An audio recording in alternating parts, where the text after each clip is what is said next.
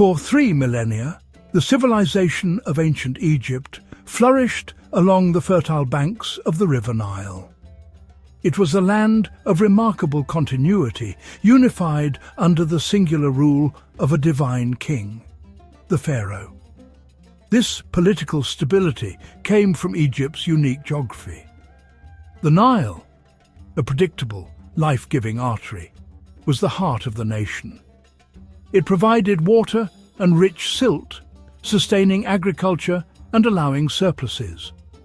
Those surpluses supported a complex state. They supported a priesthood and, when necessary, a formidable army. Surrounding this ribbon of green was a natural fortress. To the east, vast, inhospitable desert. To the west, the same punishing wasteland, the Red Land, sun-scorched and unforgiving. To the south, the Nile is interrupted by rocky rapids, the cataracts, barriers to naval traffic and invasion from Nubia. To the north, the great expanse of the Mediterranean Sea, a major obstacle in this era. This geographical isolation was the cornerstone of Egyptian security. It shaped the mindset and military doctrine for centuries. For much of early history, the primary concern was defense, not conquest. The goal: keep enemies out. Maintain the integrity of the borders, preserve the sacred order, ma'at. So the military became a defensive instrument to patrol the frontiers, to quell internal dissent, and to protect trade routes bringing valuable goods. The deserts were frontiers to be guarded against nomads, and the southern border with Nubia needed constant vigilance and imposing fortresses. Thus, the Egyptian military evolved slowly and reactively, driven by threats rather than grand expansion. It existed to secure the two lands, Upper Egypt, Lower Egypt. It acted as the pharaoh's strong arm to enforce his will and protect the people. The army's structure, its weaponry, its tactics, all shaped by a defensive posture. The story of how Egypt fought is inseparable from the story of the land itself, a civilization blessed by geography, defending its precious world from outsiders.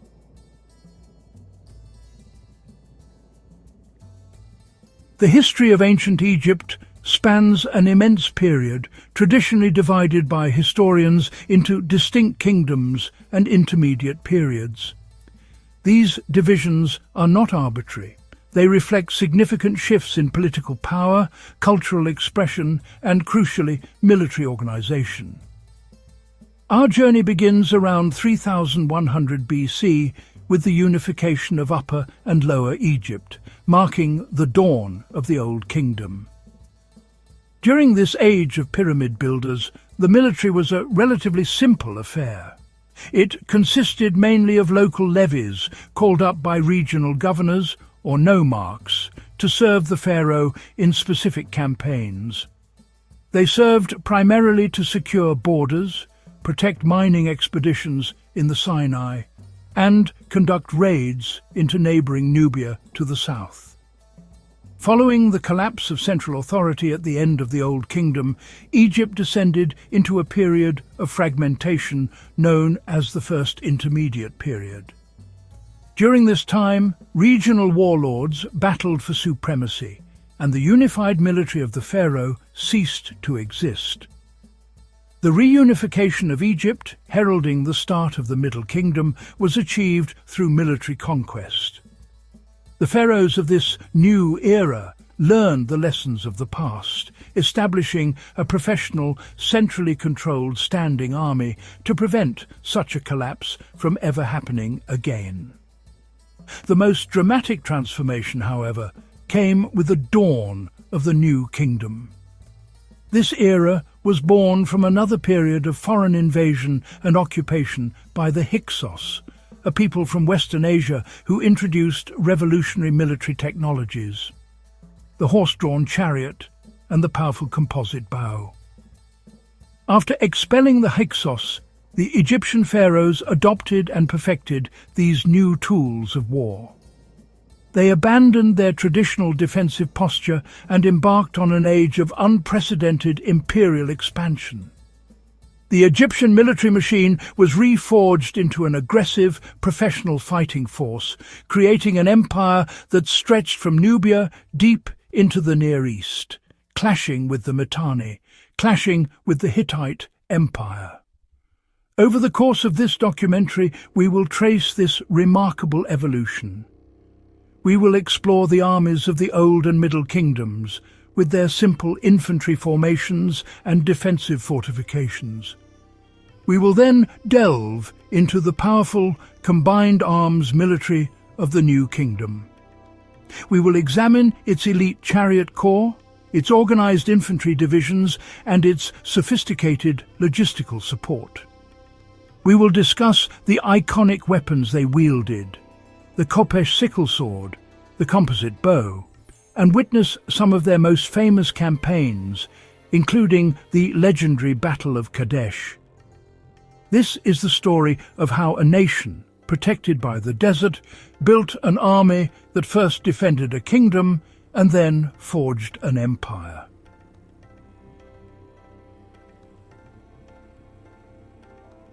During the Old Kingdom, the era famous for the construction of the Great Pyramids at Giza, the Egyptian military was a far cry from the imperial force it would later become. Its structure was fundamentally tied to the civilian administration of the state. There was no large, permanent, standing army in the modern sense. Instead, the pharaoh relied on a system of local levies. When a military campaign was required, the central government would issue a decree, and the regional governors, known as nomarchs, were responsible for mustering a quota of able-bodied men from the towns and villages under their jurisdiction. These recruits were ordinary farmers, craftsmen and labourers temporarily conscripted from their daily lives to serve the king. The most common military operations were police actions along Egypt's frontiers. Expeditions were regularly sent into the Sinai Peninsula to protect the state's valuable turquoise and copper mining operations from incursions by local Bedouin tribes.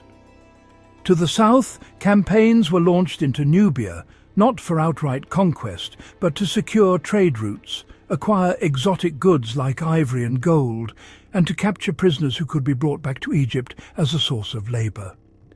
The equipment of these early soldiers was simple and effective for its purpose. The standard infantryman was armed with a long wooden spear tipped with copper or flint, and often carried a large, cowhide-covered wooden shield for protection. For closer engagements, he might wield a stone-headed mace or a copper battle-axe. Body armour was virtually non-existent, with most soldiers fighting in little more than a simple linen kilt.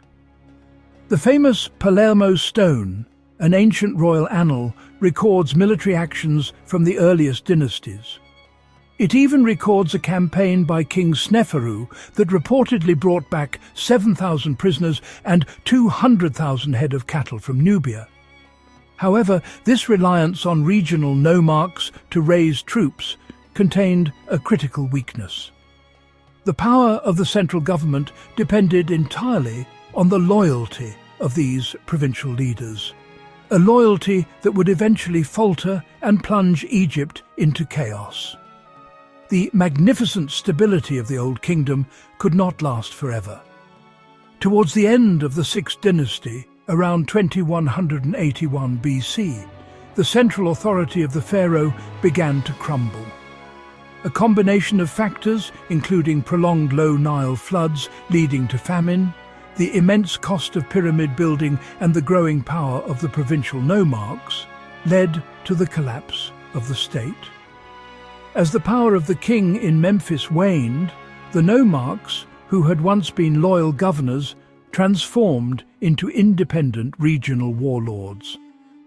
Egypt splintered into competing city-states, ushering in the First Intermediate Period. Warfare became endemic to the Nile Valley.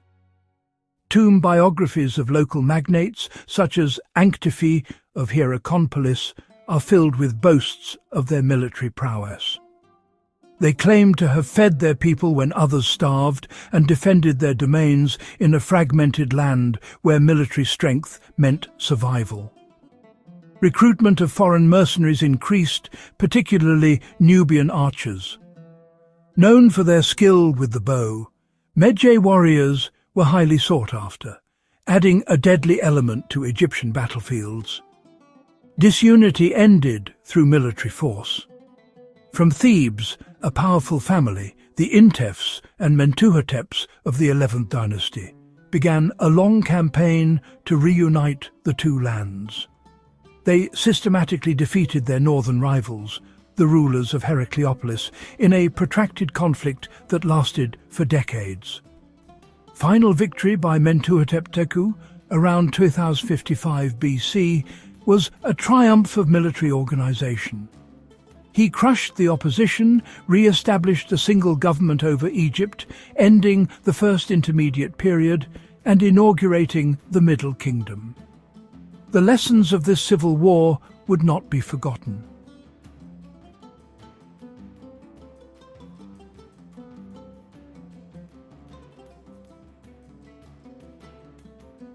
The new kingdom was born from a national struggle for liberation. The humiliating occupation of northern Egypt by the Hyksos during the Second Intermediate Period had shattered the traditional Egyptian sense of security and invincibility. When the Theban princes, beginning with Seqenenre Tao and culminating with Ahmose Fuz, finally drove the foreign rulers out of the Nile Delta, they did so with a newfound military zeal. The Egyptians realized that their natural desert barriers were no longer sufficient protection. The old defensive doctrine was cast aside and replaced by an aggressive new strategy of preemptive action and imperial expansion. The new kingdom pharaohs established Egypt's first truly professional national standing army. This was a permanent institution, highly organized, well-funded by the state, and offering a viable and respectable career path for ambitious young men. At its head was the pharaoh, who was now portrayed primarily as a supreme warrior king, personally leading his troops into battle. The army itself was organized into large divisions, named after the great gods of the state, Amun, Ra, Ptah, and Set.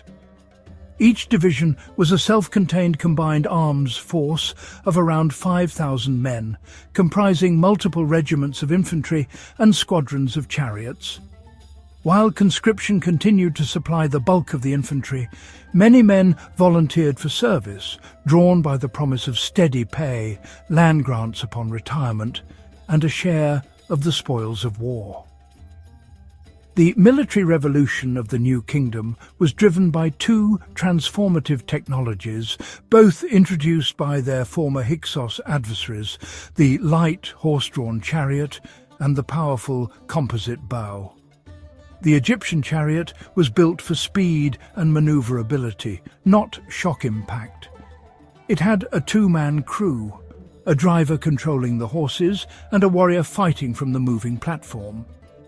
It was not a scythed Hollywood chariot, it was a mobile missile platform. The primary weapon was the composite bow. Made from laminated layers of wood, horn and sinew, it was shorter, far more powerful, and had greater range and penetration than simple self-bows. From a stable, fast-moving chariot, a skilled archer could rain volleys of arrows on infantry, disrupting enemy formations before they even came within spear range. The chariot corps were the elite aristocratic arm of the army. The new kingdom practiced combined arms tactics. Battles opened with chariot squadrons sweeping the enemy front. The infantry would then advance behind this mobile screen to engage the disordered enemy, while the chariots exploited success by pursuing fleeing enemies or striking the flanks and rear. The high point of expansion came under Thutmose III, the Napoleon of ancient Egypt. His first famous campaign ended at the Battle of Megiddo, where he crushed a coalition of rebellious Canaanite princes. The detailed annals of his campaigns are carved on the walls of Karnak, securing Levantine dominance for generations. But the Hittite Empire rose in Anatolia, a new, formidable rival. Seti I and his son, Ramesses II, continued the struggle, setting the stage for a monumental confrontation over Syria and its valuable trade routes.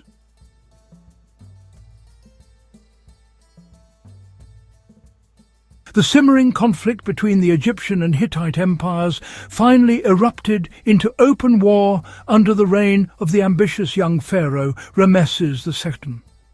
In the fifth year of his reign, around 1274 BC, Ramesses marched north at the head of a massive army. The Hittite king, Muwatalli II, gathered a larger force, secretly positioning it to spring a trap.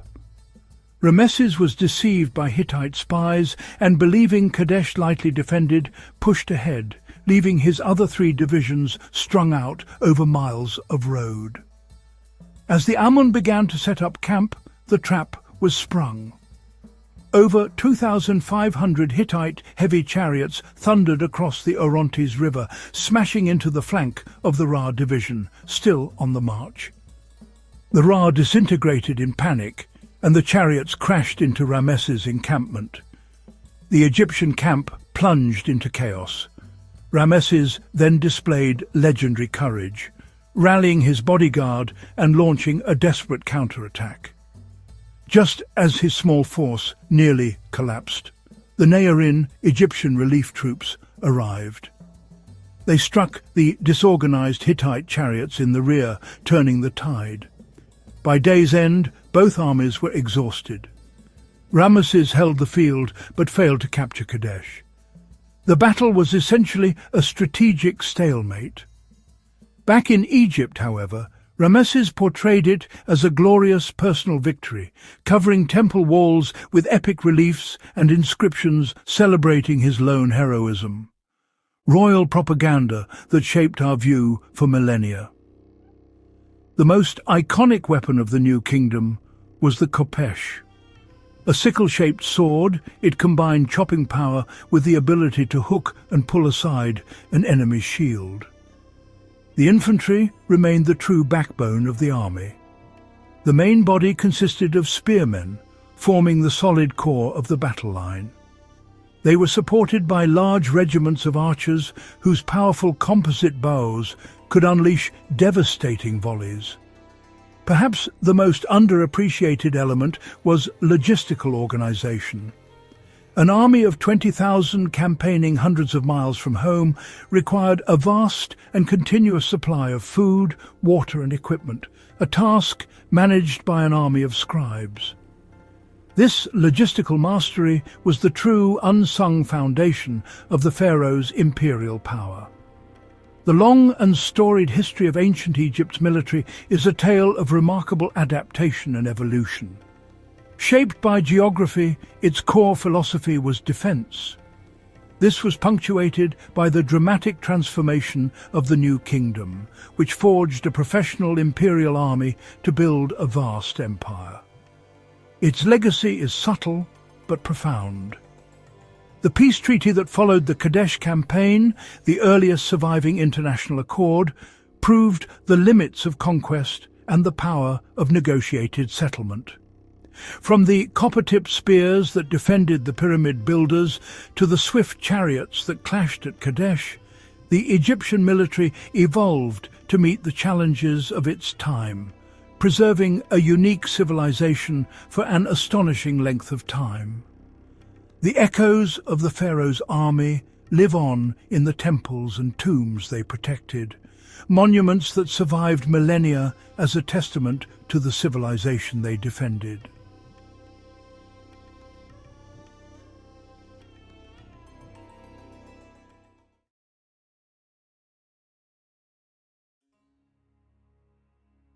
The land of Punt was a mysterious and fabled place. It held great importance for the ancient Egyptians. Punt was renowned for its abundant riches and exotic goods. Our primary knowledge of this distant land comes from ancient Egyptian sources. These records describe Punt as a source of valuable materials. Egyptians revered Punt and actively sought trade with its people.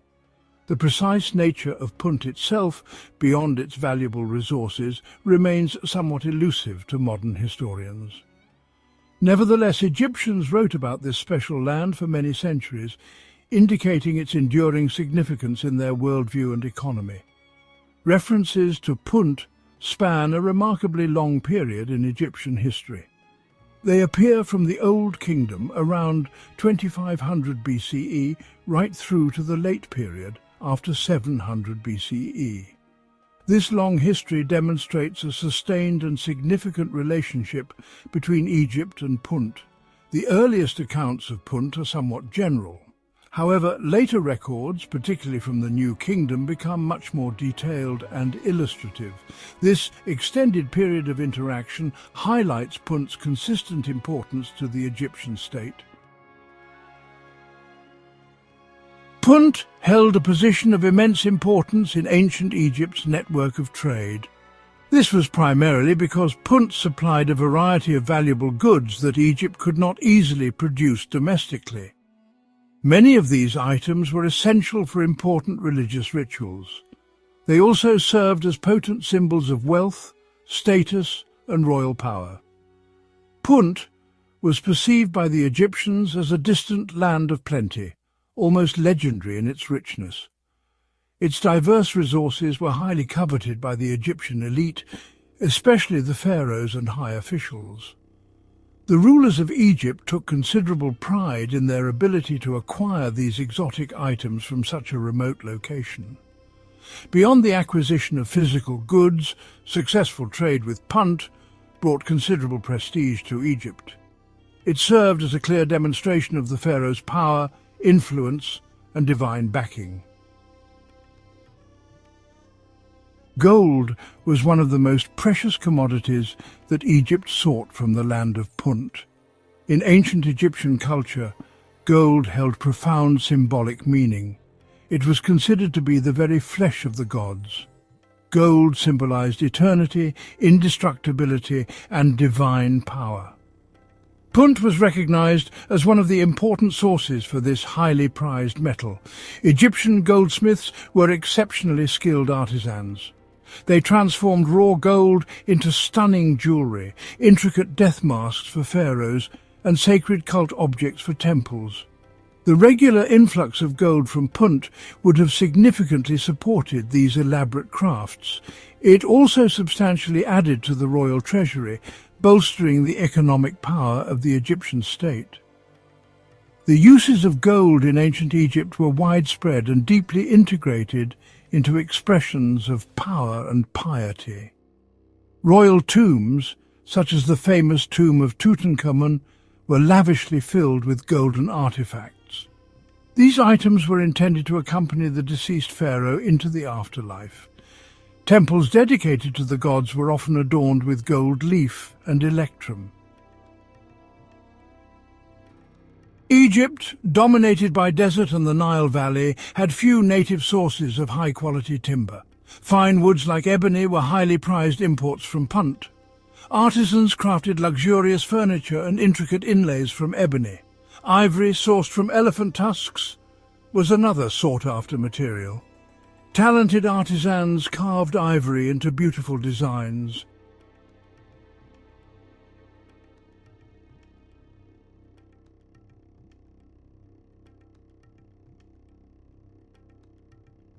One of the most enduring mysteries surrounding the land of Punt is its exact geographical location. Despite numerous Egyptian texts and depictions referencing Punt, its precise whereabouts remain unknown to this day. This question has been the subject of intense scholarly debate for well over a century. The ancient Egyptian records provide many valuable clues, such as lists of trade goods and depictions of the Puntites and their environment. However, these records do not include any precise maps or geographical coordinates as we understand them. This uncertainty significantly adds to Punt's mystique and allure. Discovering the definitive location of Punt would represent a major archaeological breakthrough. The ongoing search continues to fascinate historians and archaeologists worldwide. Many scholars currently favour a location for Punt in the Horn of Africa. This broad region includes parts of modern-day Somalia, Djibouti, Eritrea, and the eastern highlands of Ethiopia. The types of goods consistently exported from Punt, as listed in Egyptian records, strongly support this theory. Scholars have explored links between Punt and biblical lands like Ophir. Ophir is described in the Bible as a source of immense wealth. King Solomon received gold and precious items from Ophir. The exact location of Ophir remains debated among scholars. This makes any direct link between Punt and Ophir speculative.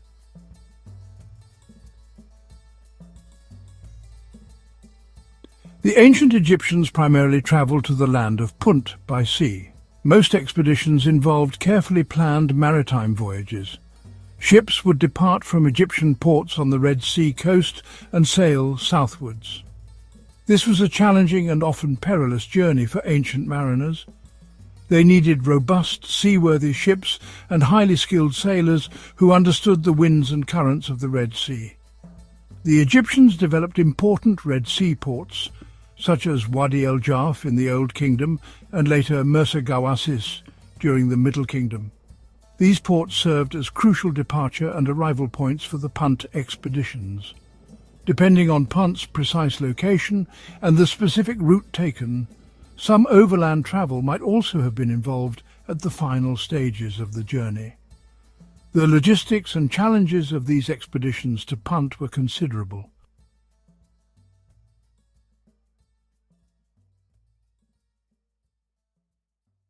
Queen Hatshepsut's expedition to the land of Punt stands as one of the most famous and well-documented trading ventures in ancient history. This remarkable voyage took place around the year 1493 BCE during the prosperous 18th dynasty of Egypt's new kingdom. Hatshepsut was one of ancient Egypt's most powerful and successful female pharaohs. The expedition to Punt was a major highlight and significant achievement of her long and influential reign. She ensured that this grand undertaking was commemorated in extraordinary detail. These detailed records have provided invaluable information for historians studying ancient trade, shipbuilding, and international relations. Her motivations for launching such an ambitious expedition were likely a combination of economic, religious, and political factors.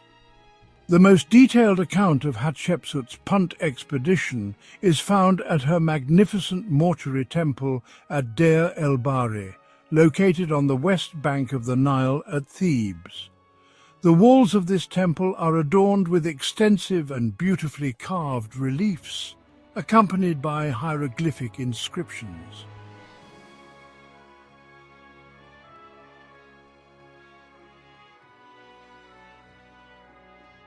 The ancient Egyptians often referred to the land of Punt by a special and evocative name, Tanetja. This ancient Egyptian phrase is generally translated as land of the god or God's land. This particular designation strongly suggests that Punt held a profound and special religious significance for the Egyptians. It was clearly perceived as much more than just a source of material wealth and exotic commodities. Punt was viewed as a sacred, pure, and perhaps even primordial place. This elevated Punt above the status of ordinary foreign lands in the Egyptian worldview. It imbued the distant land with a distinct mystical quality and a sense of divine connection. This name itself reflects the deep reverence they held for Punt. There are several reasons why the Egyptians may have called Punt Tanetja. Punt's influence extended far beyond trade, permeating Egyptian art and religion. It was depicted as a land of abundance and beauty. Wall carvings showcased Punt's rich resources and exotic allure. Art celebrated Punt as a utopian paradise. Religiously, Punt was God's land, a sacred place. Expeditions to Punt were sacred pilgrimages. Queen Hatshepsut's journey exemplified its significance. Her expedition was documented in Deir el-Bahari. The return brought goods and tales of divine favour. Punt's legacy echoes through Egyptian mythology and identity. Despite Punt's prominent role in ancient Egyptian society, its exact location remains one of history's enduring mysteries. Scholars and historians have long debated where this enigmatic land might have been situated. Various theories suggest locations ranging from the Horn of Africa to the Arabian Peninsula. Recent archaeological findings and modern research have provided new insights into this ancient puzzle. Discoveries of ancient Egyptian inscriptions and depictions of Puntite flora and fauna have pointed to regions along the Red Sea coast. Some scholars argue that Punt could be located in present-day Eritrea or Somalia. Analysis of ancient resin samples found in Egyptian tombs supports this theory. These resins match the botanical characteristics of trees native to the Horn of Africa. This has led many to support the theory that Punt was indeed located in this region. Recent underwater archaeological missions have uncovered remnants of ancient shipwrecks along the Red Sea. These findings suggest established maritime routes between Egypt and the Puntite lands. The debate, however, is far from settled. Some historians propose that Punt could have been a network of trade hubs rather than a single location. This theory aligns with the diverse array of products sourced from Punt, including gold, incense, ebony, and exotic animals. Each discovery brings us closer to understanding the true nature of this ancient land. The quest to pinpoint Punt's location is a testament to the enduring fascination and curiosity that this legendary land inspires in modern scholars and historians. The search for Punt is not just about finding a place on the map, it is about connecting the dots of history and piecing together the legacy of a civilization that once thrived on the exchanges between these distant lands. The story of Punt, much like the land itself, continues to captivate and intrigue, reminding us of the rich tapestry of human history waiting to be explored.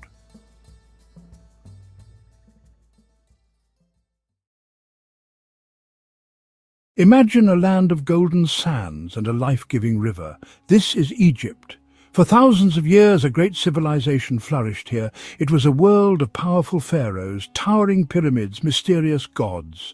At the center of this ancient world lay a city. This was no ordinary city, the first true capital of Egypt, a place of immense power and prestige, Memphis. For much of its history, Memphis was the beating heart of the kingdom. Kings of a newly united Egypt ruled here, establishing a dynasty that lasted millennia and shaped history. More than a political capital, a vibrant hub of culture, religion, and commerce. In Buhej, the white walls, gleaming whitewashed mud brick walls of the royal palace. Picture a bustling metropolis, grand temples, busy workshops, sprawling residential areas, a symbol of unity. Strategically at the apex of the Nile Delta, where the two historic regions met, Upper Egypt, Lower Egypt, coming together as one mighty kingdom under a single ruler. The story of Memphis is the story of ancient Egypt, founded at the dawn of civilization around 3100 BC, founded by Menes, credited with uniting the two lands. From here, Old Kingdom pharaohs commanded resources to build the incredible pyramids, Giza, Saqqara. Those monumental tombs still stand today. For over 3,000 years, Memphis saw empires rise and fall, its legacy woven into Egypt's history. To understand Memphis is to understand the foundations of ancient Egypt, a city whose influence echoed long after its walls crumbled. For centuries, the exact location of this magnificent city was lost to time. The grand palaces, temples described in ancient texts, had vanished. They were buried beneath layers of silt deposited by the Nile's annual floods, covered by the fields. Unlike the stone pyramids, tombs that defied the ages, the city itself was built mainly of mud brick. This material, while practical, did not endure. Over millennia, Memphis seemed to melt back into the earth. The search for Memphis became a great challenge for early explorers and archaeologists. They knew it must have existed near the modern capital of Cairo, close to the necropolis of Saqqara. One spectacular find was a giant limestone statue of Ramesses II. It was discovered lying on its back, face down in the mud. Today, the colossal figure rests in a museum on site, a powerful reminder of the city's former grandeur. Today, Memphis is an open-air museum, a scattered collection of ruins, statues, archaeological fragments near Mitrahina. Hard to imagine a sprawling capital here now. Thebes has its grand temples and Giza has its pyramids. Memphis is the original crucible of pharaonic civilization. Unveiling its secrets helps us piece together the beginning of ancient Egypt's journey. The story of Memphis begins with a legendary figure. His name was Menes. Ancient historians tell us he was the first king to rule over a united Egypt. Before him, the land was divided into two separate kingdoms. Lower Egypt, in the north, in the fertile Nile Delta. Upper Egypt, in the south, stretching along the narrow river valley. Menes, a powerful ruler from the south, is said to have conquered the north. He brought the two lands together under his single rule. This act marked the dawn of the Egyptian state. To build his city, Menes reportedly ordered the construction of a massive dike. He diverted the course of the river, creating a large area of reclaimed land. This tale of diverting a river is a powerful foundation myth. Was Menes a real person? Historians today debate this question. Some believe Menes was another name for Narmer.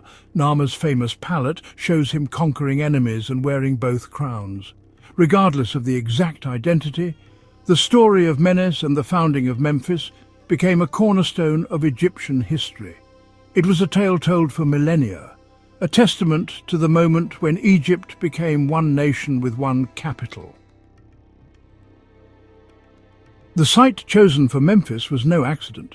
It was a masterstroke of geopolitical strategy. The city was built right at the junction of Upper Egypt and Lower Egypt. By placing his capital here, the pharaoh could control both regions effectively. From this central point, armies could be dispatched quickly, ensuring the king's authority was felt everywhere. This location also gave Memphis control over trade. The Nile River was the main highway of the ancient world. All goods moving between the Mediterranean Sea and the heart of Africa had to pass this point. The city was founded on the west bank of the Nile. This was the traditional side for tombs and the afterlife as the sun set in the west. This placement connected the city of the living with the cities of the dead. The annual flooding of the Nile also brought incredible fertility to the surrounding lands. The rich black silt deposited by the river created a vast agricultural surplus. Furthermore, the site offered natural protection. To the west lay the vast Sahara Desert, a formidable barrier against invaders. By controlling this narrow corridor, the rulers of Memphis could effectively secure their kingdom. Once the land was secured, the city began to take shape. Its first official name was Inbuhej, which translates as the White Walls. It paints a picture of a striking new fortress palace rising from the riverbank. The construction of the White Walls was a monumental undertaking. It required a highly organized workforce and a huge amount of resources. These early Egyptians were already masters of logistics and project management. Inside the White Walls, a new world was being created. This central compound would have housed the king's palace, the main administrative offices, and barracks for the royal guard. It was the heart of the government. As the city grew, it expanded far beyond this original fortified core. Neighborhoods for priests, artisans, merchants sprang up around the central palace. But the name White Walls stuck, becoming synonymous with the city itself for centuries. During the era known as the Old Kingdom, Memphis reached the zenith of its power. This period, roughly from 2700 to 2200 BC, is often called the Age of the Pyramids. Memphis was the engine that drove their construction, the capital of the pyramid builders. They planned and organized the most ambitious building projects the world had ever seen. Saqqara, the nearby desert plateau, became the city's vast necropolis. Memphis for the living, Saqqara for the dead. Here, Imhotep designed the first pyramid, the Step Pyramid. The city was the command center for a nationwide effort. Memphis oversaw quarrying in distant regions and transport of stone along the Nile. It was both the logistical hub and the spiritual hub.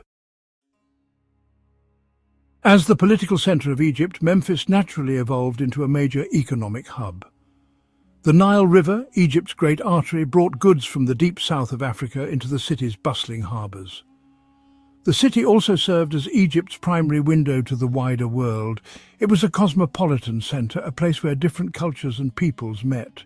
Ships from the Levant would sail up the Nile to trade at Memphis. The streets and markets would have been a vibrant mix of languages and cultures. You would have seen Nubian traders, Syrian merchants, sailors from the Aegean islands, alongside Egyptian officials and priests. Workshops in Memphis were filled with skilled artisans, goldsmiths, carpenters, sculptors, jewelers, who transformed raw materials from distant lands into objects of exquisite beauty. During its golden age, Memphis was a vast and sprawling city, one of the largest in the world. Beyond the administrative and religious districts lay extensive residential neighborhoods. Life in the city was vibrant and noisy, streets crowded from dawn till dusk. Bakers grinding grain, weavers at their looms, potters turning their wheels. Open-air markets were the heart of community life. Farmers selling vegetables, fish, poultry, craftsmen displaying simple pottery, intricate furniture, no coinage, transactions by barter. Religious festivals punctuated city life, royal processions through the streets. Statues of the gods carried out from temple sanctuaries. Public holidays filled with music, feasting, celebration, bringing the community together. At the very heart of Memphis's cultural and spiritual life stood a single, powerful deity. This was the god Ptah. He was revered in Memphis as the great creator god. According to the city's priests, Ptah had brought the entire universe into being. He did so not through physical force, but through the power of his thought and through his word. Ptah's great temple in Memphis, the Hutkaptah, was one of Egypt's most important religious centers. Its name means the enclosure of the soul of Ptah. From the Greek Aegyptos, we get the name Egypt. Each day, priests performed elaborate rituals. They awakened the god, they washed the statue, they clothed the statue, they presented food offerings. These rites were meant to maintain cosmic order and ensure prosperity. Because Ptah was their patron god, artisans and craftsmen held a special place in Memphite society. They were the ones who gave physical form to the vision of their kings and the beliefs of their culture. They followed a strict set of artistic rules, a canon of proportions that ensured their figures were always depicted in a formal, idealized way. This style was not meant to be a realistic portrait, but an eternal and perfect image. In other workshops, metalworkers would make bronze tools and weapons. Goldsmiths would painstakingly hammer and shape precious gold. Carpenters worked with rare imported woods like cedar and ebony. The life of an artisan was one of dedication and immense skill. The best craftsmen were highly respected and could lead a comfortable life.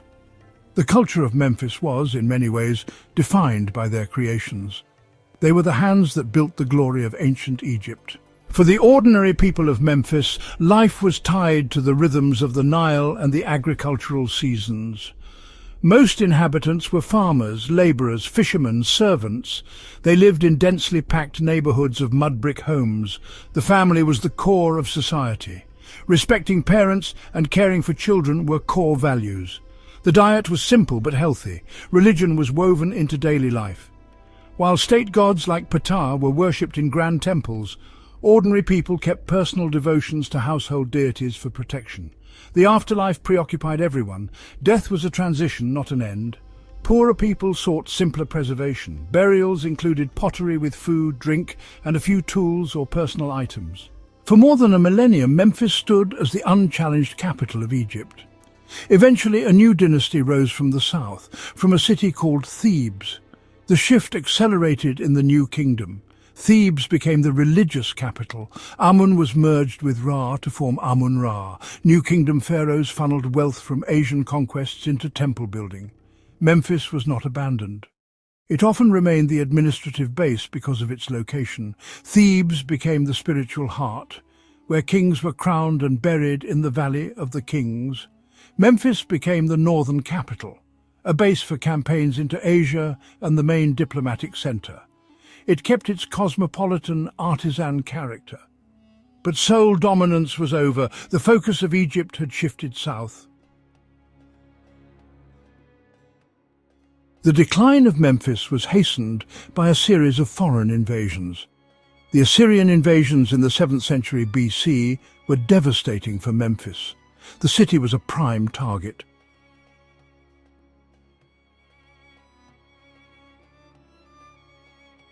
Although the Assyrians were eventually driven out, soon another great empire set its sights on the wealth of the Nile Valley.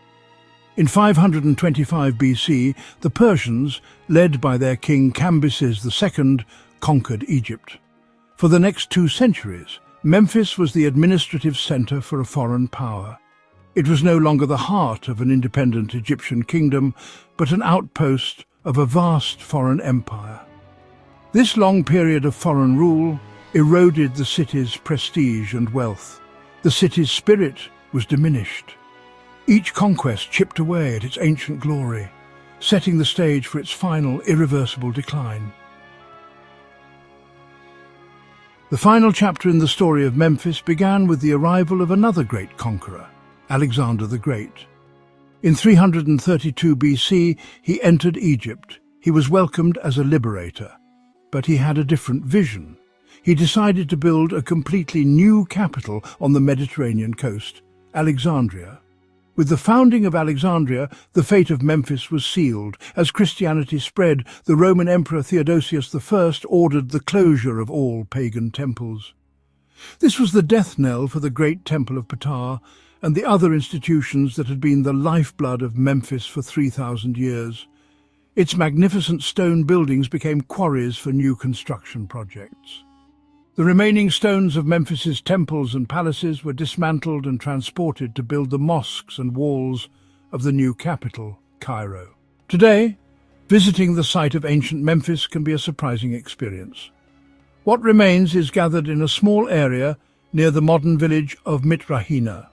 This site is now an open-air museum. The centerpiece of the museum is an astonishing, colossal statue of Ramesses II. Even without its lower legs, the statue is over 10 meters long. The carving is exquisite. Outside, in the garden, the most impressive is a large alabaster sphinx. It once guarded the entrance to the great temple of Ptah. These remains represent only a tiny fraction of what once existed. The vast majority of Memphis lies buried beneath the ground, hidden under layers of Nile silt and the modern landscape. Memphis was the world's first great imperial city.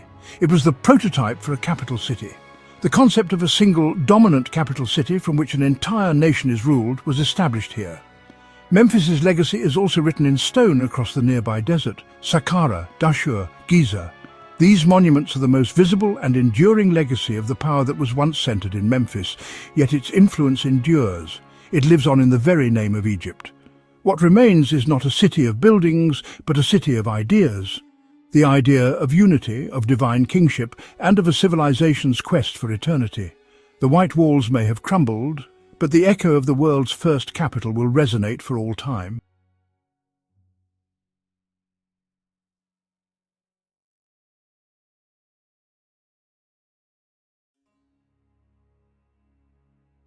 In the sands of time, few figures emerge with such clarity as Queen Nefertiti. Her name echoes through millennia. She is an icon, a face recognized across the globe. Her image, captured in a breathtaking bust, has become synonymous with ancient Egypt. It speaks of refined beauty and regal poise. This is the story of a ruler at the heart of a revolutionary era during the 18th dynasty.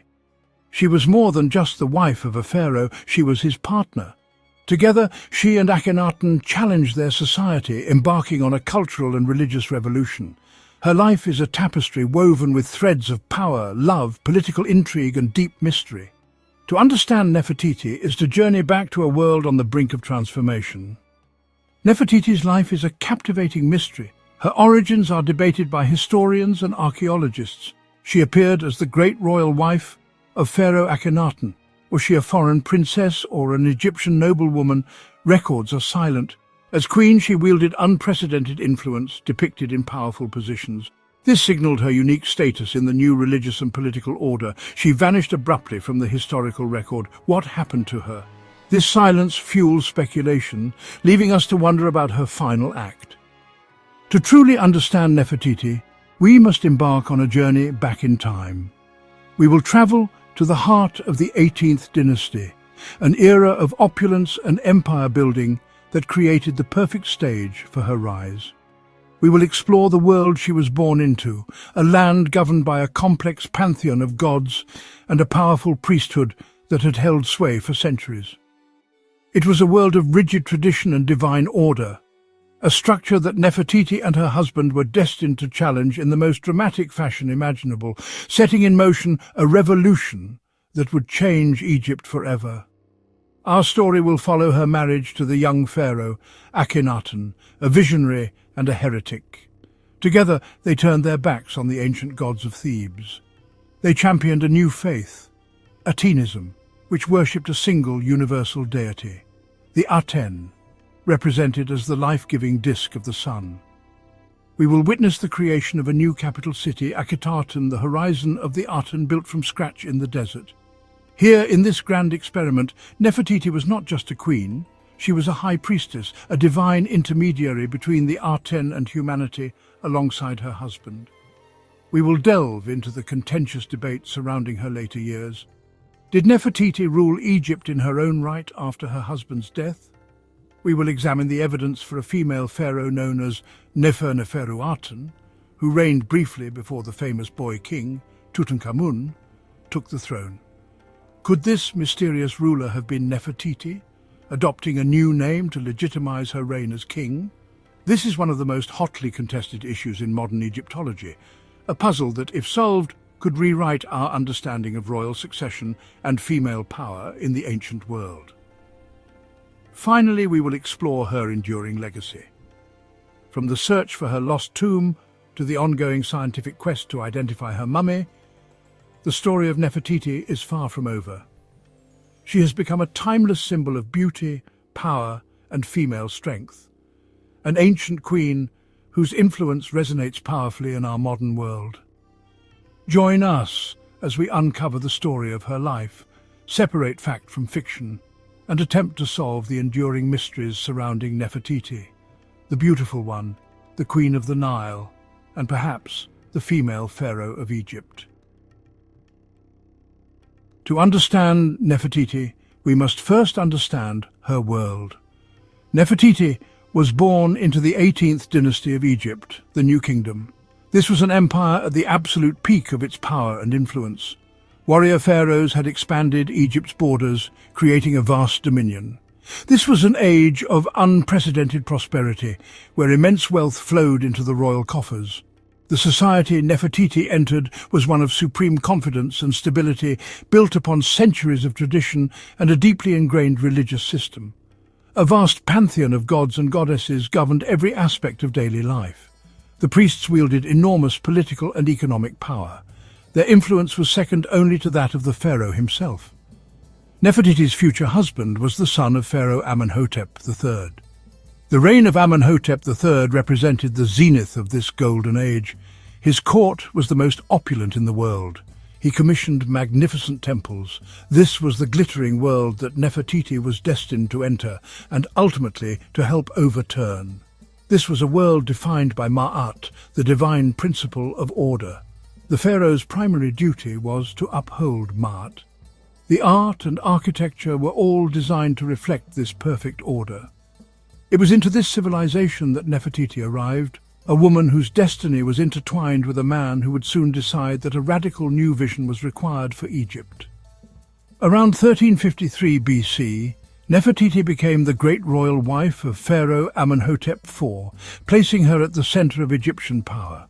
As queen, she was an essential partner in the divine kingship. From the beginning, it was clear this would be a powerful partnership. Inscriptions emphasized the Aten, represented as a solar disk. Nefertiti and Amenhotep IV had 6 daughters. Amenhotep IV and Nefertiti made their family life a central theme. This public display of affection presented the royal family as the sole conduit to the divine. Nefertiti was the female principle of the divine, balancing her husband. She is depicted at nearly the same scale as her husband, a clear visual statement of her elevated status. Around his 5th year, the pharaoh took a radical step. He changed his name from Amenhotep to Akhenaten, declaring war on the old religious order. Akhenaten rejected the powerful priesthood and elevated the Aten above all others. This was the dawn of a religious revolution, and Nefertiti was his most ardent supporter. Thebes was no longer a suitable capital. Akhenaten and Nefertiti chose a virgin site in the desert and founded a new city dedicated to the Aten. They called it Akhetaten, known today as Amarna. With the new city came a revolutionary new art style, characterized by naturalism and emotional expression. Nefertiti, with her famous beauty, became the chief subject of this new aesthetic. In the City of the Sun, Nefertiti stood side by side with her husband, 2 living gods on earth. At the heart of this revolution stood Akhenaten, a visionary, and to the old guard, a dangerous heretic. He believed the universe was governed by the Aten, a radical departure from Egypt's complex pantheon. He was attempting to erase all the other gods. By his side stood Nefertiti, his great royal wife, a true believer in this disruptive project. She's shown as a leading figure in the new cult, a powerful force in her own right. Together they presented themselves as the sole intermediaries between humanity and the Aten. By challenging the old gods, they were directly challenging the powerful priesthood of Amun-Ra. It was a high-stakes gamble that would set in motion a chain of events that would define their reign and their legacy.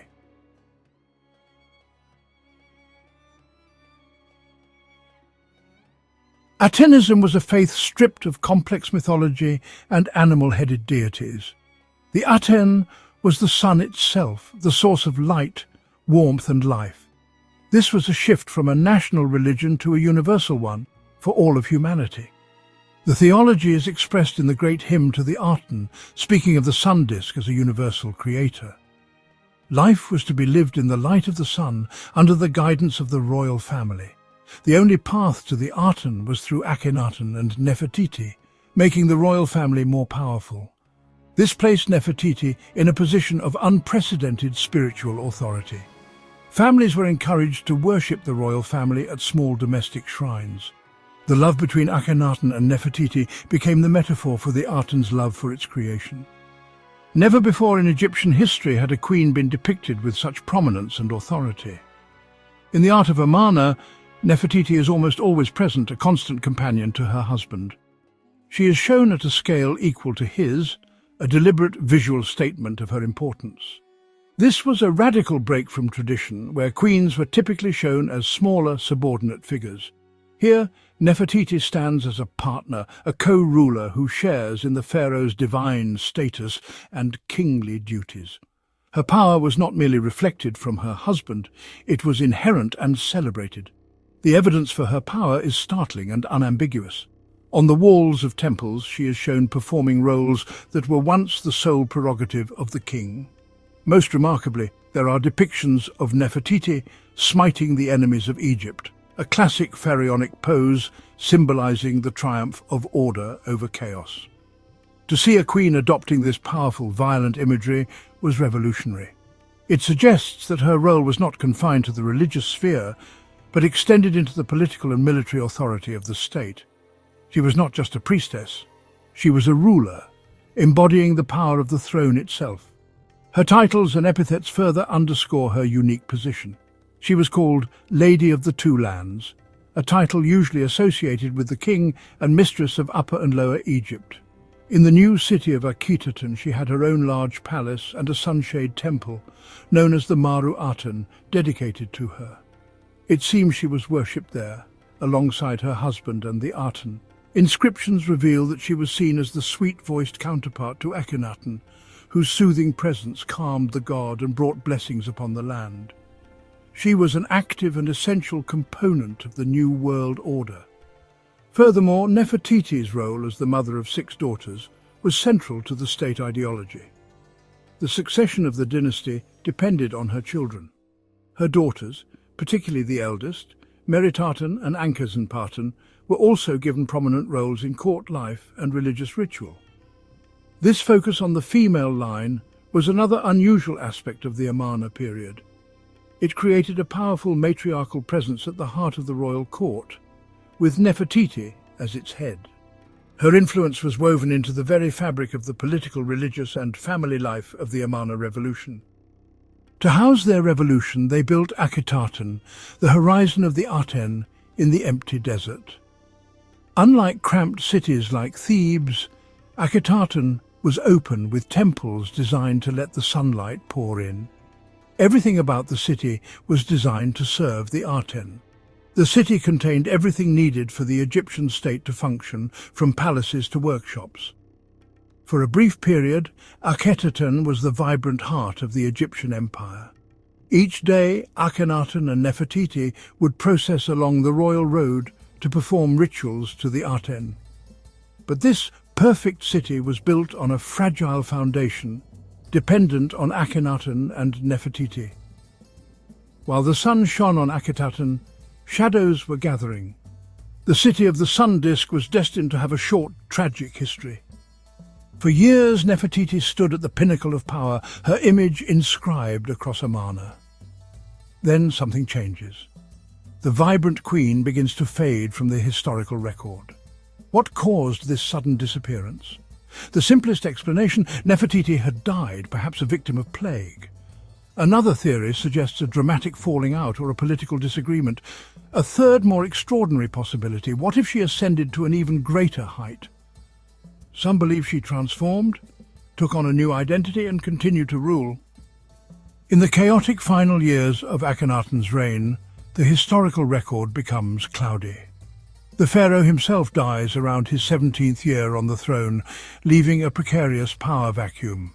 The revolution he started had turned much of the country against him, and the question of succession was critical. In this moment of uncertainty, a new ruler appears in the official records. This ruler is a mysterious figure, a pharaoh who reigned for a very short time, perhaps only 2 or 3 years, between Akhenaten and the famous boy king, Tutankhamun. The throne name of this ruler was Ankheperur. The identity of this pharaoh is one of the greatest puzzles in all of Egyptian history. To complicate matters, this ruler used different personal names. Sometimes the name is Smenkhkare, who seems to have been a male co-regent of Akhenaten. At other times, however, the throne name Ankheperur is associated with a different personal name, Nefertiti. This name, which means beautiful are the perfections of the Aten, is strikingly similar to Nefertiti's own full name, Nefertiti. This similarity is too great to be a coincidence, and it forms the basis of a truly revolutionary theory about the succession. The evidence becomes even more compelling when we look at the grammar. In some versions of the pharaoh Nefertiti's cartouche, there are feminine indicators within the hieroglyphs. It is as if the scribes were struggling with how to write the name of a female who had taken on the titles of a male king. Furthermore, some epithets used for this pharaoh, such as effective for her husband, make little sense for a male ruler, but would be perfectly fitting for a queen who had succeeded her husband. The clues, scattered across different artifacts, seem to point in one astonishing direction: that the pharaoh Nefertiti was a woman. Artifacts from Tutankhamun's tomb provide more tantalizing hints. Many of the objects in his famously lavish burial were not originally made for him. They were inherited or repurposed from his immediate predecessors. Among these items are objects inscribed with the name of the pharaoh Nefertiti. Some of these objects, when studied closely, appear to have been originally created for a woman before being adapted for a male king. All of these tangled threads The similar name, the feminine grammar, the repurposed objects lead us to one primary and very famous suspect for the identity of this mysterious female pharaoh. Could Queen Nefertiti and the enigmatic pharaoh Neferuaten be the same person? Some scholars believe so. The theory suggests Nefertiti became pharaoh in her own right, adopting a new royal name and ruling as king, much like Hatshepsut before her. This would explain her sudden disappearance as queen and the feminine traces in Neferuaten's titles. It implies Akhenaten elevated Nefertiti to co-ruler, preparing her for sole kingship. Not all agree. Some argue Neferuaten was a daughter or a male relative, and the evidence remains fragmentary. The debate is fierce, with clues that are ambiguous and open to interpretation. Yet the idea of King Nefertiti is compelling, fitting her pattern of breaking tradition and wielding power. If true, she would have steered Egypt through turmoil after Akhenaten's death, bridging the Amarna era and the restoration under Tutankhamun. This would make her not just a legendary queen, but one of history's most remarkable female rulers. Nefertiti's possible reign as pharaoh remains one of Egypt's greatest mysteries. Whoever ruled after Akhenaten, their reign was brief and marked by dramatic change. Amarna's religious revolution faltered, and the old priesthood waited to reclaim power. Foreign policy suffered, and Akhenaten's death left his vision vulnerable. The new pharaoh, possibly Neferuaten, began reconciling with the old guard and priesthood. The court abandoned Amarna, returning to Thebes, a clear admission of failure. Within a generation, Amarna was deserted, its memory erased by later pharaohs. Akhenaten and his family's names were chiseled from monuments, their temples dismantled. If Nefertiti ruled as pharaoh, she presided over the undoing of her own revolution. Her final act may have been leading Egypt back to the old gods and ways. With Amarna's fall, Nefertiti vanishes from history, leaving only questions. The dream ended, but her enigma endured. After Amarna's fall, Nefertiti's fate is lost to history. No records reveal her end or burial. Her tomb remains undiscovered. Archaeologists have searched from Amarna to the Valley of the Kings, hoping for a clue. Theories abound. Did she die as queen or as pharaoh, and was her tomb destroyed or hidden? The Amarna legacy's erasure means any trace of her was a target for destruction. No funerary objects or tombs bear her name as a deceased queen. For such a prominent figure to vanish so completely is extraordinary. The search continues, using science and re-examined finds, hoping to find Nefertiti, perhaps under another name, or none at all. Her disappearance remains one of Egyptology's most tantalizing mysteries. The hunt for Nefertiti often centers on unidentified royal mummies. In 1898, Victor Loret found 3 anonymous mummies in KV 35. One, the younger lady, was once thought to be Nefertiti. DNA tests revealed she was Akhenaten's sister and Tutankhamun's mother, ruling out Nefertiti. Another lead, 2 unidentified women in KV 21, one possibly Tutankhamun's wife and Nefertiti's daughter. Identifying her daughter could help extrapolate Nefertiti's DNA, offering a new path. Science is complex, but hope remains. In 2015, Nicholas Reeves proposed that Tutankhamun's tomb hides a sealed chamber, possibly Nefertiti's intact tomb. Radar scans have been inconclusive, but the theory persists. Nefertiti may lie just beyond a wall, waiting to be found. The search for her remains is as alive as ever. Nefertiti's legacy endures, even as her fate remains unknown. Her iconic bust is one of the world's most recognized images, symbolizing beauty, power, and grace. She's become a global icon and a symbol of female empowerment. Nefertiti held real authority, possibly even ruling as pharaoh. Her story is celebrated as that of a trailblazer who shaped her own destiny. The mystery of her end only adds to her allure. Each new theory keeps her story alive and evolving. Nefertiti's life was one of transformation. Queen, possible pharaoh, and enduring legend. Her name means the beautiful one has come, and her legacy shines as brightly as ever. She remains a powerful, mysterious queen whose story continues to inspire. We began with the image of a queen whose beauty captivated the world. But Nefertiti was far more. She was a woman of power, substance, and revolutionary spirit. As great royal wife, she was an active partner in reshaping Egypt. Her influence is clear in art and history, depicting her as her husband's equal. The theory that she became Pharaoh Nefertiti adds a dramatic climax to her story. If true, she joined the rare ranks of female kings, guiding Egypt through upheaval. Whether as queen or pharaoh, her significance is undeniable. Nefertiti's journey from revolutionary queen to enduring icon proves her legacy is as timeless as her famous image. Her story continues to fascinate and inspire, echoing through history. Nefertiti's legacy is linked to the revolution she and Akhenaten championed. The Amarna period was ultimately a failure. The dream of a world united in worship could not survive its founders. Akhenaten was abandoned, the old gods were restored, and a campaign was launched to erase the memory of the heretic king and his family. For centuries this campaign was successful, yet a legacy cannot be so easily erased. The very act of attempting to destroy it created a mystery. The dismantled temple blocks allowed for the painstaking reconstruction of the world of Amarna. The attempt to silence her, ironically, preserved the evidence of her power. The unique Amarna art style represented a dramatic break with artistic convention. Nefertiti stands at the very heart of this complex legacy. Her story is a powerful reminder that the voices of the vanquished can echo through time. In the end, the attempt to erase her has only amplified our fascination. The story of Nefertiti is unfinished, an active investigation unfolding in the 21st century. The search for her tomb captures the imagination of the world. The scientific quest to identify her remains pushes the boundaries of what is possible. Nefertiti's power lies in her ability to inspire questions.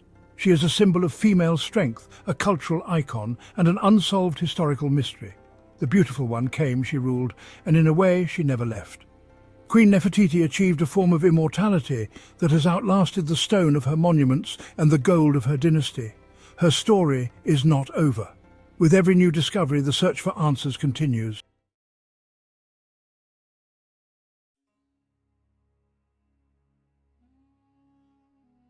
Johann Ludwig Burkhart, a name synonymous with exploration and discovery, was born in Switzerland in 1784. He grew up in a privileged family, receiving a classical education that ignited a passion for history and languages. Burkhart's thirst for knowledge extended beyond the confines of Europe. He yearned to explore the distant lands of the Orient, captivated by their ancient civilizations and rich cultures. Little did he know that his name would be etched in history as a pioneer of exploration, forever linked to the rediscovery of some of the world's most awe-inspiring archaeological treasures. Burkhart's early years were marked by a deep fascination with the world beyond his Swiss homeland. He devoured tales of adventure and exploration, his imagination ignited by the accounts of early travelers. His academic pursuits reflected this thirst for knowledge, excelling in his studies of history, geography, and languages. These disciplines provided him with a strong foundation, equipping him with the tools necessary to navigate the complexities of the Orient.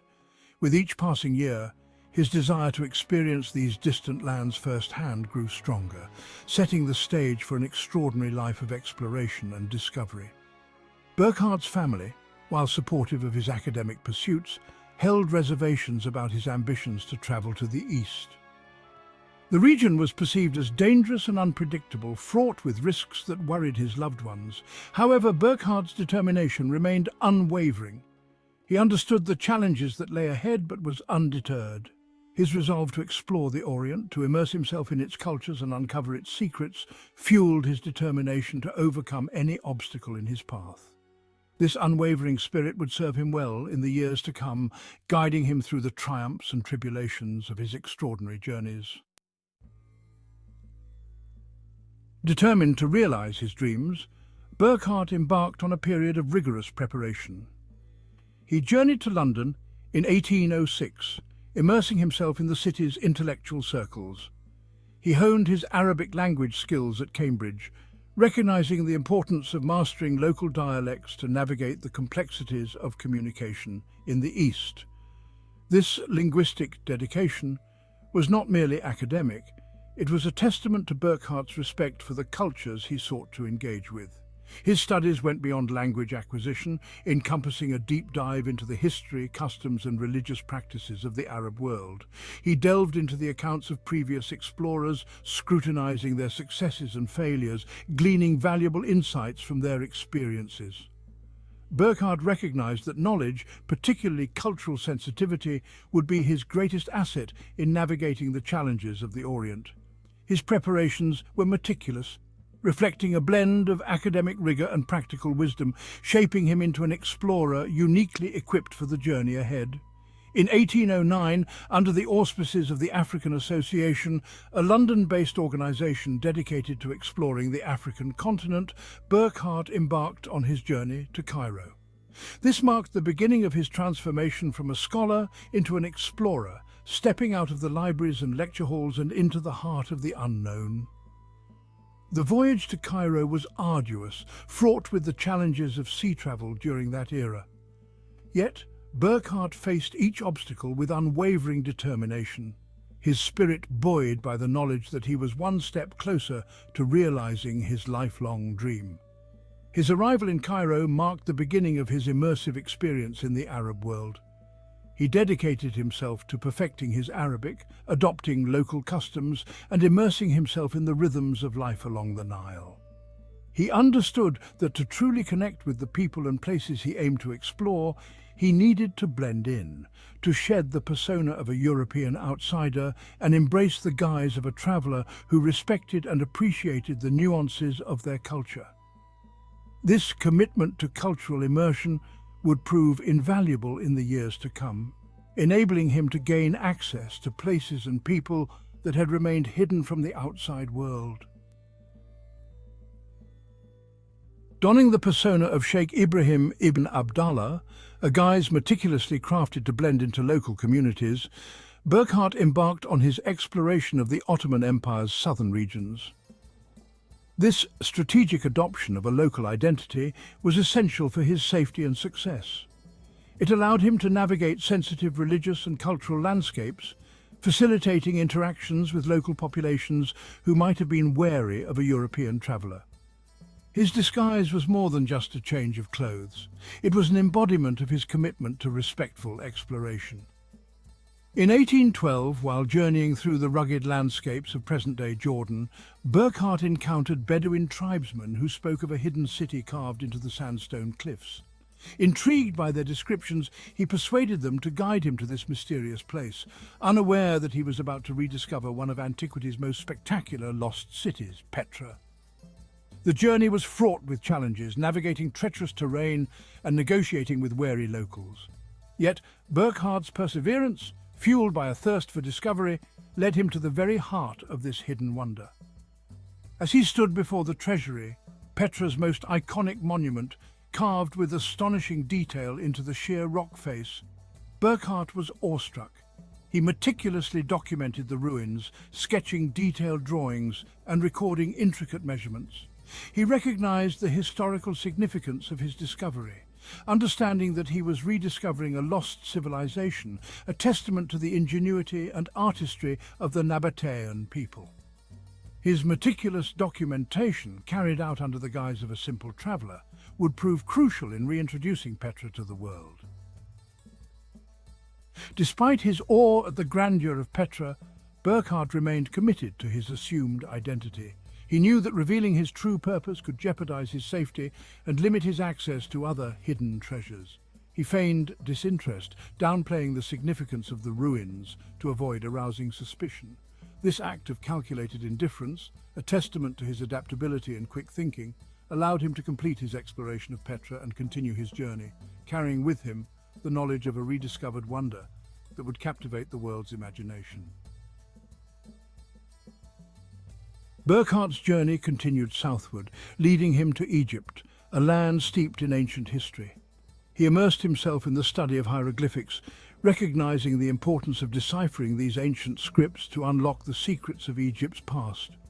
His linguistic talents, honed through years of dedicated study, proved invaluable as he grappled with the complexities of this ancient writing system. His efforts, while preliminary, contributed to the growing field of Egyptology, laying the groundwork for future scholars who would ultimately crack the code of hieroglyphics.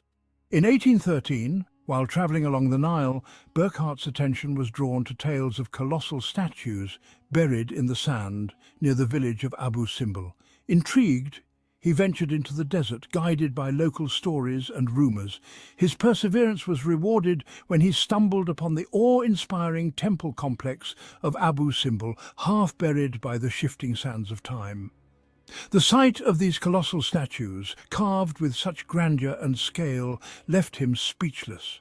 He recognized the historical significance of his discovery, understanding that he was standing before a monument of unparalleled grandeur, a testament to the power and ambition of Pharaoh Rameses II. He meticulously documented the site, his detailed descriptions and sketches capturing the magnificence of the temple complex. Burkhart's discovery at Abu Simbel, alongside his rediscovery of Petra, cemented his legacy as a pioneer of archaeology, a man who brought to light some of the ancient world's most spectacular treasures. Despite the challenges he faced, the scorching heat, the unforgiving terrain, and the constant need to maintain his assumed identity, Burkhart's spirit never wavered. He pressed on, driven by an insatiable curiosity and a profound respect for the cultures he encountered. His journey through Egypt was more than just a geographical exploration. It was a testament to the power of human curiosity. A journey that revealed the enduring allure of ancient civilizations and the thrill of uncovering their hidden wonders.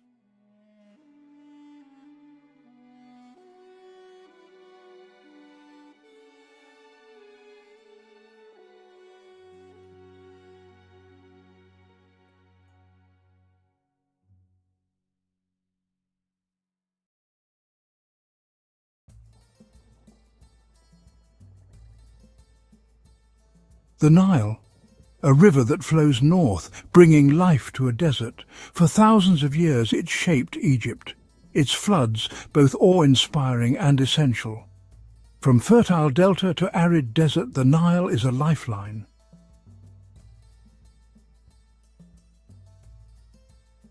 The Nile's bounty allowed for the development of one of the world's first civilizations.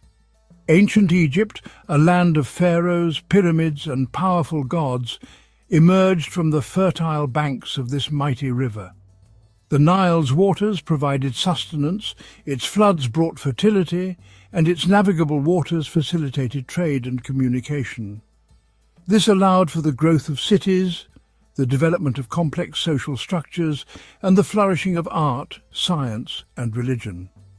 The ancient Egyptians lived in harmony with the river's rhythm, adapting their lives to its ebb and flow. Their calendar, their agriculture, and even their beliefs were intertwined with the Nile's cycles. It was more than just a river. It was the very foundation of their existence.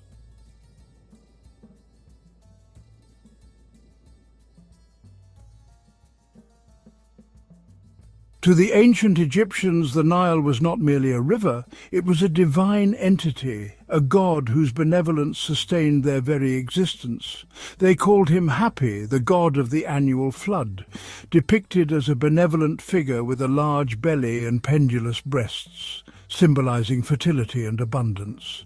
Temples were erected in his honor, and elaborate rituals were performed to appease him and ensure the timely arrival of the annual flood. Offerings of food, flowers, and precious metals were made, and hymns were sung praising his life-giving waters. The pharaoh, considered the divine ruler and intermediary between the gods and the people, played a crucial role in these rituals. His connection to the divine was believed to influence the Nile's favor, ensuring the prosperity of the land and its people. The Nile's annual flood cycle dictated life in ancient Egypt. It marked the start of the agricultural year. Egyptians created a calendar based on its 3 seasons. Akhet, the inundation season, was a time of celebration. The Nile's silt renewed the land's vitality. Pereh, the growing season, followed. Shemu, the harvest season, marked abundance and gratitude.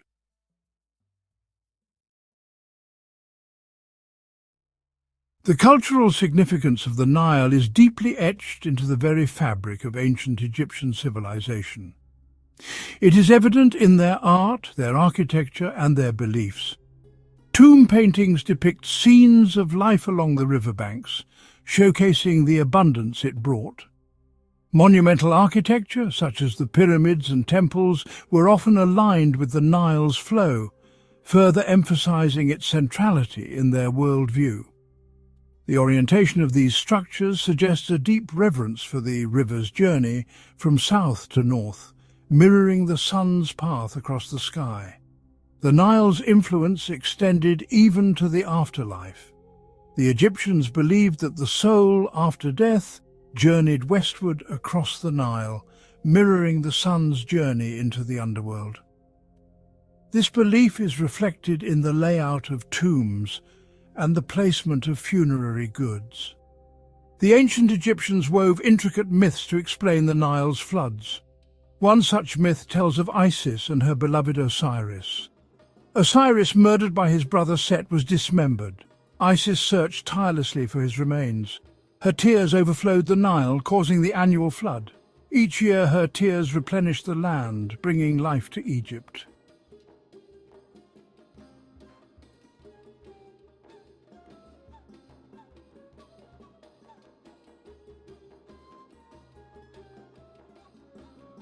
Another legend tells of Sekhmet, the fierce lion goddess of war and healing, and her role in the Nile's floods.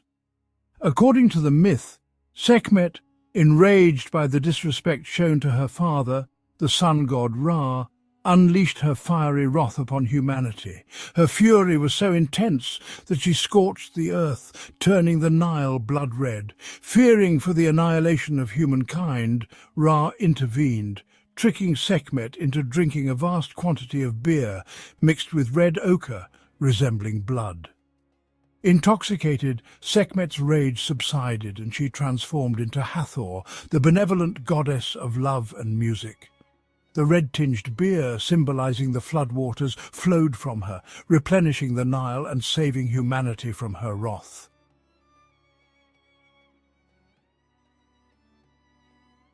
The Nile's significance transcended the earthly realm, playing a crucial role in the Egyptian afterlife beliefs. They believed that the Nile flowed through the underworld, the Duat, providing sustenance to the souls residing there. The deceased, embarking on their perilous journey through the underworld, relied on the Nile's waters for sustenance and guidance. Funerary texts, such as the Book of the Dead, contain spells and hymns meant to ensure safe passage across the celestial Nile. The Nile, in this context, represented not only physical sustenance but also spiritual renewal and rebirth. Just as it brought life to the land of Egypt, it also nourished the souls in the afterlife, ensuring their continued existence in the realm beyond death.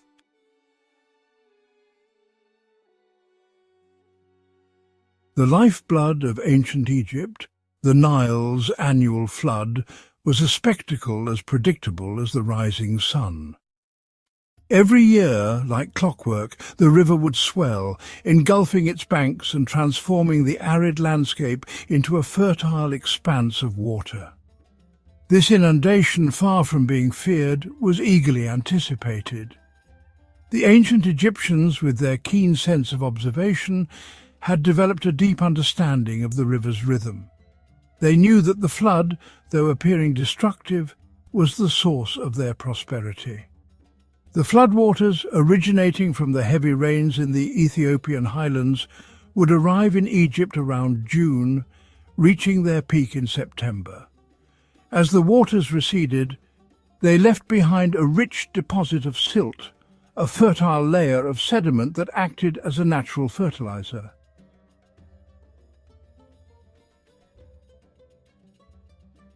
The ancient Egyptians recognized the source of their bounty, referring to the southern lands as Taseti, meaning the land of the bow.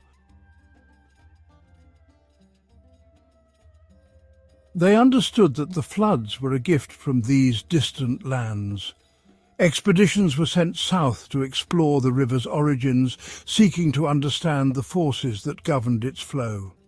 These journeys, though fraught with peril, provided valuable knowledge about the Nile's tributaries and the annual rainfall patterns that dictated the flood's intensity.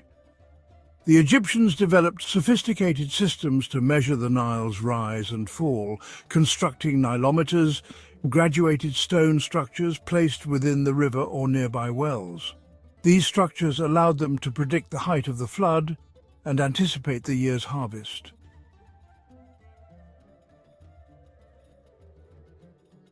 The Nile's annual flood cycle, predictable and life-giving, shaped the rhythm of life in ancient Egypt. It dictated the agricultural calendar, the construction projects, and even the religious festivals. During the inundation, when the fields were submerged, farmers would engage in other activities, like repairing their tools, tending to their livestock, or working on construction projects for the Pharaoh. The flood season provided a period of relative respite from the demanding work of agriculture. As the floodwaters receded, the land, rejuvenated by the rich silt deposits, was ready for planting. Farmers would sow their crops, anticipating a bountiful harvest in the months to come. The success of their harvest depended on the Nile's generosity, a testament to their symbiotic relationship with the river.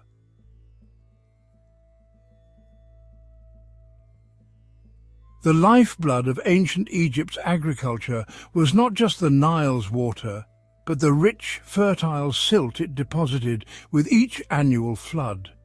This black, nutrient-rich sediment, carried from the highlands of Ethiopia, held the key to the civilization's agricultural success. Unlike the alluvial soils of other river valleys, which often required years of cultivation to become fertile, the Nile's silt was immediately productive. As the floodwaters receded, they left behind a layer of this fertile sediment, ready to nourish a variety of crops. The Egyptians recognized the silt's importance, referring to it as Kemet, which means black land, a testament to its fertility and their connection to it. This black soil stood in stark contrast to the Deshret, the red land of the surrounding desert, highlighting its life-giving properties.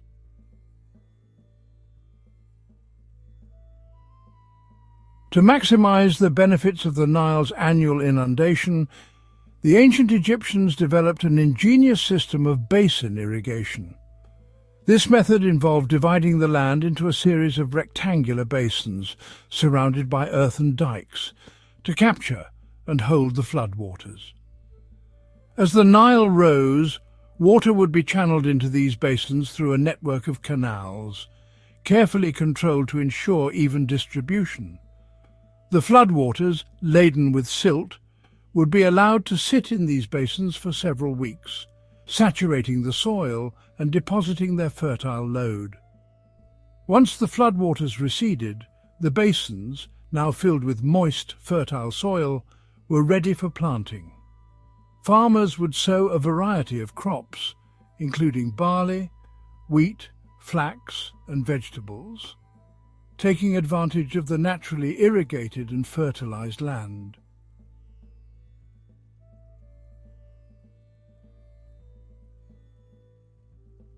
Egyptians developed perennial irrigation for year-round cultivation. This allowed them to grow crops even during the dry season. The shaduf, a lever system, was commonly used to lift water. Canals and ditches channeled water from the Nile to fields.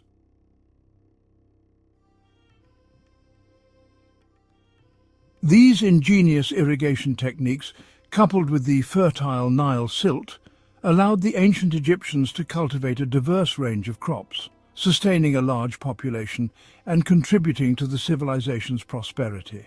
The staple crops of ancient Egypt were barley and wheat, used to make bread, beer and porridge. Flax, another important crop, was used to produce linen, a valuable textile for clothing and other purposes. Vegetables such as onions, garlic, lentils and lettuce added variety to their diet. The Egyptians also cultivated a variety of fruits, including grapes, figs, dates, and pomegranates, which provided essential vitamins and sweetness. These fruits, often depicted in tomb paintings and offerings to the gods, were highly valued and considered symbols of abundance and prosperity.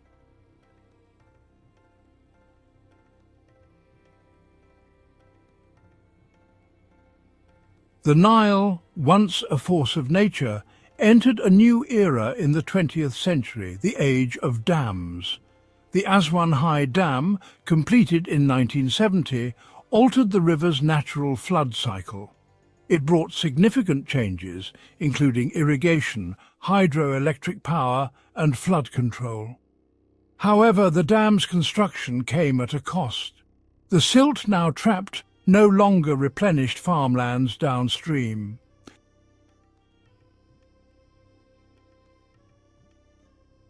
The end of the natural flood cycle brought about a new set of challenges. The once fertile soils, deprived of the annual silt deposits, became increasingly saline and less productive over time.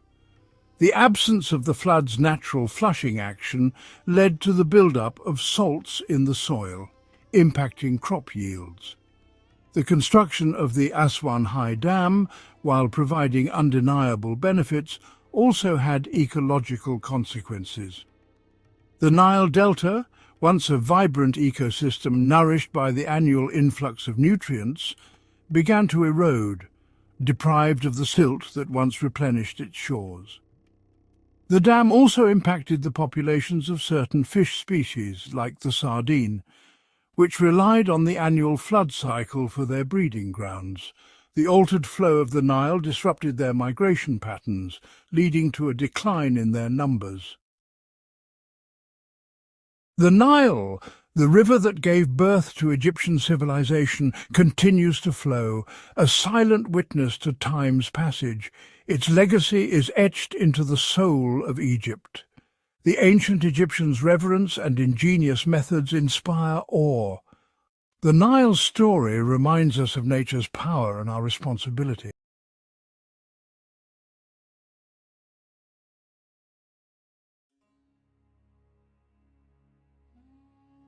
Welcome to Alexandria, a city steeped in history and legend.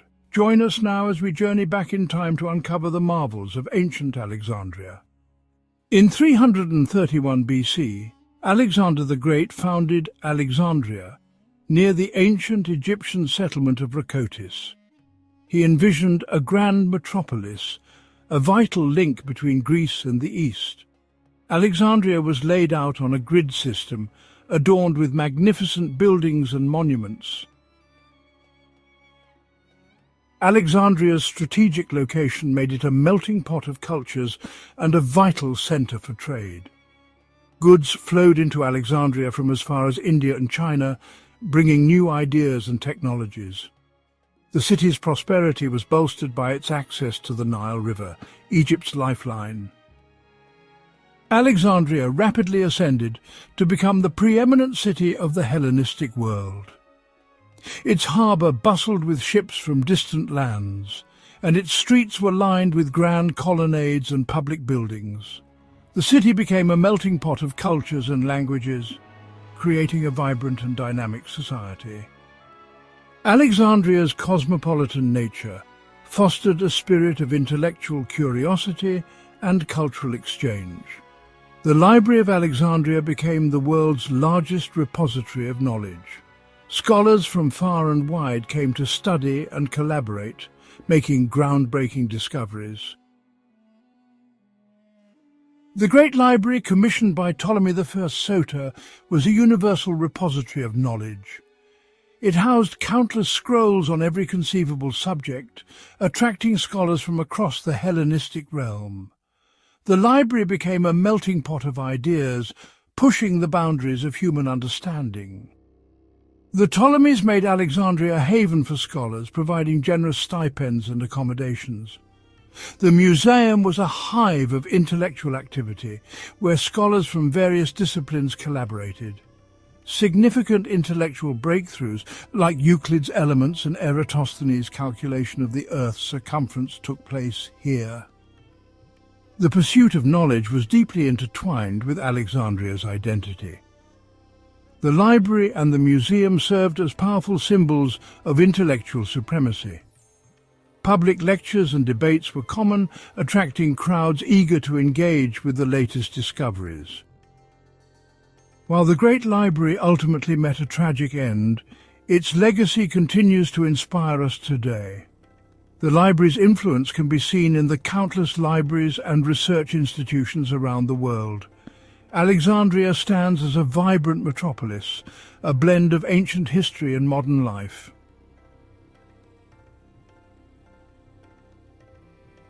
Central to Alexandria's prosperity was its role as a vital hub of international trade.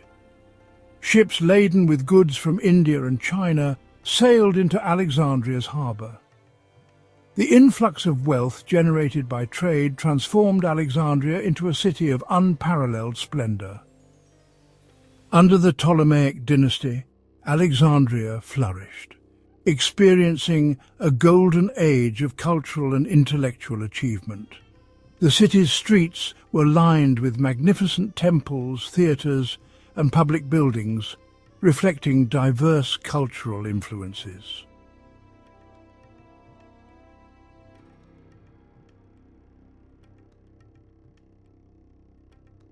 Alexandria was home to architectural marvels, including the lighthouse of Alexandria. This towering edifice stood as a symbol of the city's grandeur and its pivotal role in connecting East and West. The lighthouse embodied the Ptolemies' desire to make Alexandria the most magnificent city in the world. The construction of the lighthouse was a monumental undertaking, a testament to ancient engineering. Rising in 3 distinct tiers, it housed storerooms, quarters, and a fiery beacon at its summit. The lighthouse's light, visible for miles, guided ships safely into Alexandria's harbour. For mariners navigating the often treacherous waters of the Mediterranean, the lighthouse of Alexandria was a welcome sight. Its brilliant beacon, visible for over 30 miles on a clear night, served as a crucial navigational aid, guiding ships safely through storms and treacherous currents towards the safety of Alexandria's harbour. The lighthouse's light, a symbol of hope and security, cut through the darkness, reassuring sailors that land was near. Legends and tales swirled around the lighthouse, fueled by its awe-inspiring presence and the vital role it played in the maritime world. Some stories spoke of a giant mirror atop the lighthouse, so powerful it could set enemy ships ablaze, while others whispered of a magical stone that amplified the light, making it visible from hundreds of miles away. The lighthouse's impact on Alexandria extended far beyond its practical function as a navigational aid. It became a symbol of the city itself, a testament to its wealth, its technological prowess, and its central role in the ancient world. The lighthouse was a source of immense pride for the citizens of Alexandria, a tangible reminder of their city's preeminence.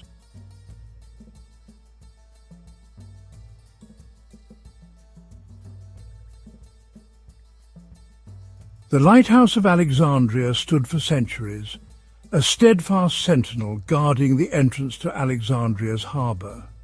However, time, earthquakes, and the relentless assault of the sea gradually took their toll on the once mighty structure.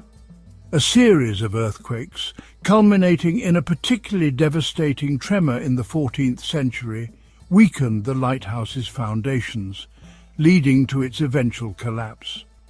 Today, the lighthouse exists only as submerged ruins, a testament to the passage of time and the ephemeral nature of even the grandest human creations. Yet, the legend of the lighthouse of Alexandria lives on, its image preserved on ancient coins, in the writings of historians and poets, and in the imaginations of those captivated by the wonders of the ancient world. The lighthouse of Alexandria may be gone, but its legacy endures. It serves as a potent symbol of human ingenuity, a reminder of our capacity to overcome challenges, and create structures of enduring beauty and purpose. Though lost to the sea, the lighthouse's light still shines in the annals of history, a beacon from a bygone era, reminding us of the enduring power of human ambition and the timeless allure of Alexandria, the city that once lit the world.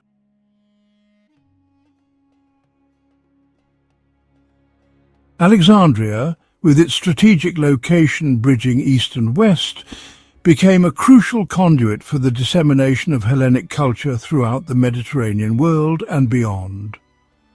Founded by Alexander the Great, a fervent admirer of Greek culture, Alexandria was envisioned as a beacon of Hellenism, a radiant centre from which Greek language, philosophy, art and ideals would spread. The city's diverse population, a melting pot of Greeks, Egyptians, Jews, Romans and others, interacted and exchanged ideas, fostering a unique cultural blend that bore the hallmarks of Hellenism while incorporating elements from other civilizations. The Ptolemies, astute rulers who understood the power of culture, actively promoted Hellenism as a unifying force within their vast kingdom. They encouraged the use of the Greek language in administration and commerce, making it the lingua franca of the Eastern Mediterranean. Greek literature, philosophy and scientific treatises were translated into other languages, making them accessible to a wider audience and ensuring their enduring influence. Alexandria's bustling marketplaces served as vibrant hubs of cultural exchange. Merchants from distant lands, their ships laden with exotic goods, brought with them stories, customs and beliefs that intermingled with the city's already diverse cultural tapestry. Greek theatres staged performances of classical plays, introducing audiences from different backgrounds to the intricacies of Greek drama and mythology.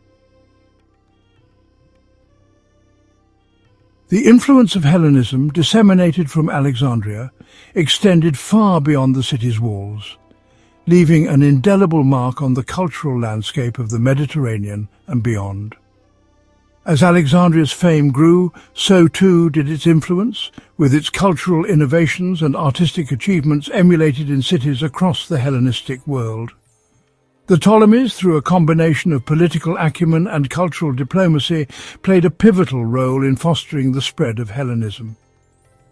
Ptolemaic princesses, renowned for their education and refinement, were often married into ruling families throughout the Hellenistic world, carrying with them the cultural values and artistic sensibilities of Alexandria. These princesses, acting as cultural ambassadors, established courts that became centres of Hellenistic learning and patronage, further extending Alexandria's cultural reach. The impact of Hellenism was particularly profound in the realm of architecture and urban planning. Cities across the Hellenistic world adopted the grid-like street plans, grand colonnades, and monumental public buildings that characterized Alexandria. Temples dedicated to Greek gods, theatres for staging Greek plays, and gymnasiums for athletic competitions became ubiquitous features of Hellenistic cities, reflecting the pervasive influence of Alexandrian architectural ideals.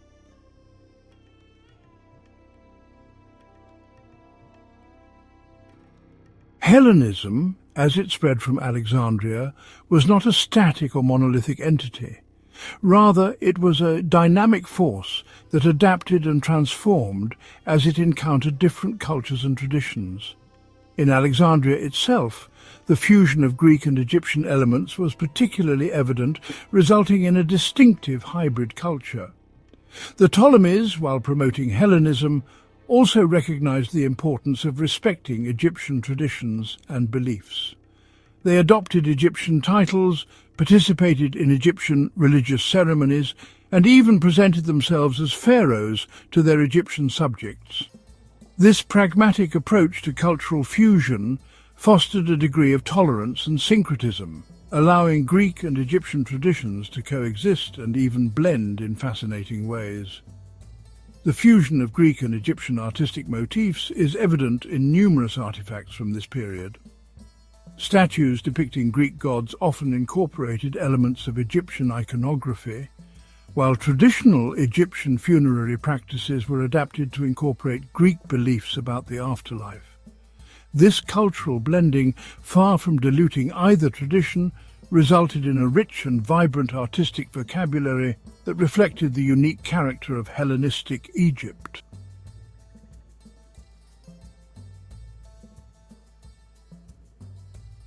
Alexandria, once a beacon of Hellenistic civilization, stands today as a testament to human ambition and the thirst for knowledge.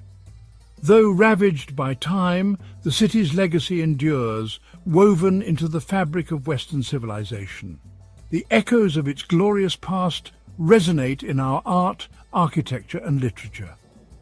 From its founding by Alexander the Great to its heyday under the Ptolemies, Alexandria shone as a beacon of knowledge. Its streets, once bustling with scholars and merchants, may now bear the patina of centuries. But the spirit of innovation continues to inspire. The great library of Alexandria, though lost, remains a symbol of the pursuit of knowledge. The scholars who toiled within its walls laid the foundation for countless discoveries. Though their scrolls turned to ash, their legacy lives on in universities and libraries. Alexandria's story is a reminder that even grand civilizations are not immune to time. Yet it is also a testament to the enduring power of ideas and cultural exchange. As we navigate our own time, we can draw inspiration from Alexandria's legacy, reminding us that curiosity and knowledge can illuminate the world.